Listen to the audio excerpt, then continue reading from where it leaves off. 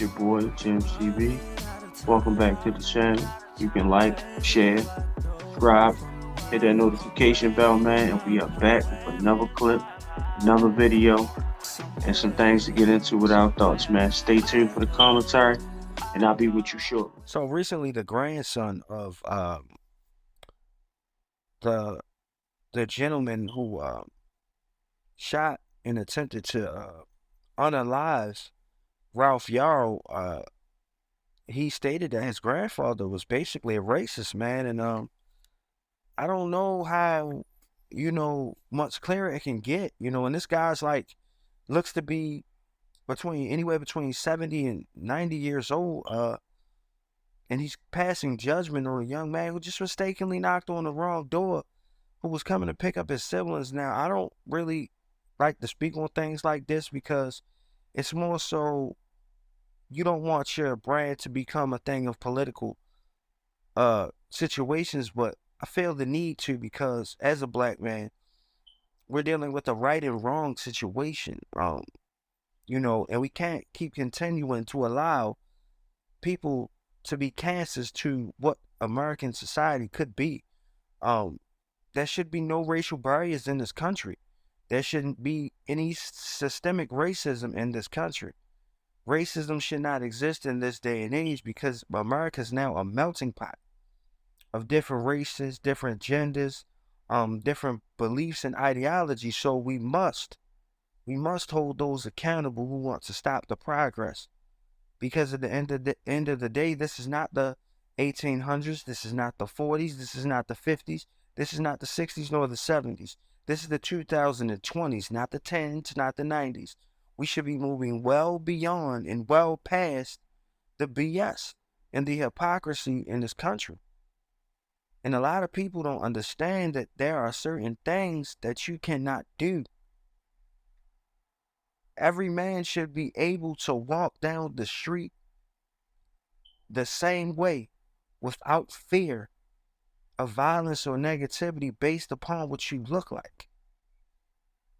Because for me, if you didn't do anything to me, you did not bother me, I will not bother you, and I will not do anything to you that does not directly affect the lives of my family or myself or any of my loved ones. So that I live by the saying, love and respect first, live and let live. Everything else is beyond. It doesn't mean anything. So for me, I feel like I'm obligated to speak on this matter, even though, I don't want to be judged for it because my opinion is my opinion. And my right is my right, just like every other gentleman right is their right. Now, I applaud this young man for speaking out on his own family member. His own family member. His grandfather. Hey, what he's been taught, I don't believe. I don't respect. I can't stand by this. I applaud him because he's standing on the side of right. And this young gentleman that was shot was 16 years old. And thank God that he's surviving this situation,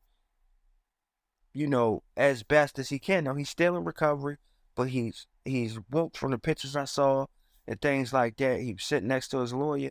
And this older gentleman who committed this act, and I'm not going to call him a name, but he needs to be held accountable for his actions. We're past this point. George Zimmerman should have been held accountable way more for his actions. We can't continue to let this type of behavior continue to happen because what it says is it's okay. When behaviors go unchecked, different types of people who feel the same way will commit these acts. And it's unfair. It's unfair to the victims or the people who could be potential victims of the situation just because of what you look like, what the propaganda states. Now, everybody is not innocent and everybody's not guilty. Let's just start there anyway. But when you look at the news, when you look at certain outlets, they show you what they feel. They push the narrative. every black man and woman is not a criminal. Every black man and woman is not innocent. Just like every white man, every white woman is not racist. There are people who show love to everybody. So we're going to start holding certain individuals accountable for being who they are and not everybody. You're a criminal, you should be held to criminal standards. If you're not, you shouldn't be. But you shouldn't be judged because they say you fit the bill of what a criminal looks like. That's unacceptable behavior to me.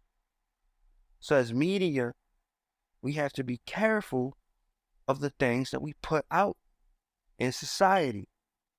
The stories that we bring, the news that we cover, the things that we decide that we are going to put out to the public.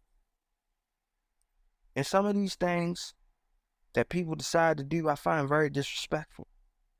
So, with that said, young man, I commend you for speaking out, even though you may catch backlash from your family, even though your grandfather may never speak to you again. Thank you for being honest and stating your honest opinion. I can only ask you to be a better caliber and a higher caliber man than your grandfather appears to be. And I say appears because I don't know this man, but judged by that one action, I don't think you're a high caliber individual. But thank you to the grandson for being a stand-up individual. I appreciate you. This has been another Gems TV production. And like, share, subscribe, and I am out. Thank you. You heard that your grandfather shot Ralph Yarl for ringing his doorbell. I was disgusted. I thought it was terrible.